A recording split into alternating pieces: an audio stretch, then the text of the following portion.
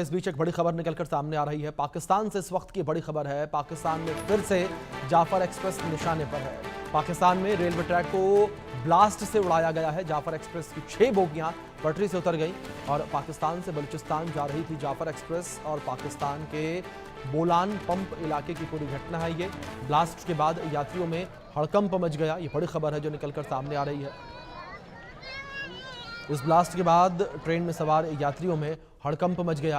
ये तस्वीरें देख सकते हैं किस तरीके से ब्लास्ट के बाद जो ट्रेन की बोगियां हैं वो पटरी से उतरी हुई नजर आई। ट्रेन में सवार जो यात्री हैं वो जो है बाहर निकल कर नजर आए। अफरा तफरी लोगों में देखने को मिली, लोगों में डर का माहौल देखने को मिला जब ये ब्लास्ट हुआ। और इस पूरे ब्लास्ट के बाद जाफर एक्सप्रेस के 6 डिब्बे पटरी से उतर गए और एक बार फिर से जाफर एक्सप्रेस जो है वो निशाने पर है।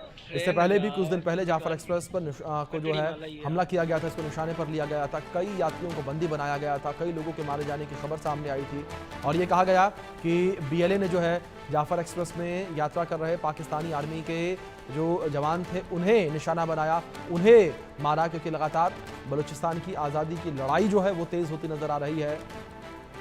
लेकिन इस बीच पाकिस्तान से बड़ी खबर निकलकर ये सामने आई है जहां पाकिस्तान में रेलवे ट्रैक पर विस्फोट हुआ और इस विस्फोट की वजह से जो है जाफर एक्सप्रेस के 6 डिब्बे पटरी से उतर गए। ये 2 तस्वीरें आपकी स्क्रीन पर चल रही हैं। जब जाफर एक्सप्रेस का हाईजैक हुआ था उस वक्त जाफर एक्सप्रेस पर जो है हमला किया गया था।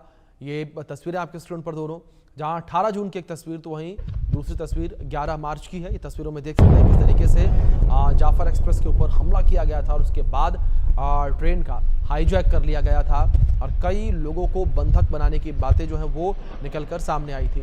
तो बड़ी खबर है जो इस बीच निकलकर सामने आ रही है। एक बार फिर से जो है जाफर एक्सप्रेस निशाने पर।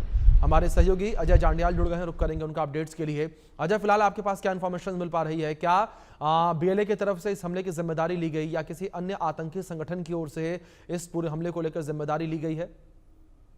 देखिए, बलूचिस्तान में BLA के साथ कई संगठनों ने गठबंधन किया है और अभी जो एक ताजा जानकारी आई है उसमें बलूचिस्तान लिबरेशन जो एक ग्रुप है उसने BLG करके एक ग्रुप है, उसने जो है बलूचिस्तान लिबरेशन गार्ड, उसने जो है इस हमले की जिम्मेदारी ली है। उन्होंने क्लेम किया है कि उन्होंने जाफर एक्सप्रेस जो चल रही थी क्वेटा से पंजाब के बीच में, उसे रास्ते में ट्रैक को जो है जकोबाबाद में जो है वहां पे ID लगाकर उसको विस्फोट किया और रिमोट कंट्रोल्ड ID से उन्होंने उस पटरी को उड़ाया जिसमें 6 फीट के करीब जो है वो पटरी वहां से पूरे तरीके से तबाह हो गई। उसके बाद एक बड़ा गड्ढा जो है वहां पे हो गया और जैसे ही जाफर एक्सप्रेस वहां पहुंची है उसी दौरान जो है ये हादसे का शिकार हुई और लगभग 6 बोगियां जो है वो पटरी से उतर गई। हालांकि अभी तक किसी के जान माल की कोई बड़ी नुकसान की खबर नहीं है, मगर लोग जख्मी जरूर हुए हैं।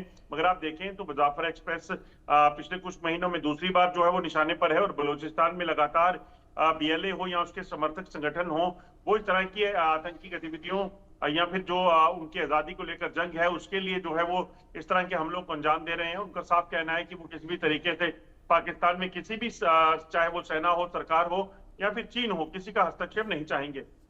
जी अजय, दूसरी ओर जिस तरीके से एक और पाकिस्तान के ऊपर ये हमला जाफर एक्सप्रेस के ऊपर किया गया है, इस हमले को किस तरीके से देखा जा रहा है? क्या दूसरी ओर अगर बात पाकिस्तानी सरकार को लेकर करें तो किस तरीके से रिएक्ट करती नजर आ रही है?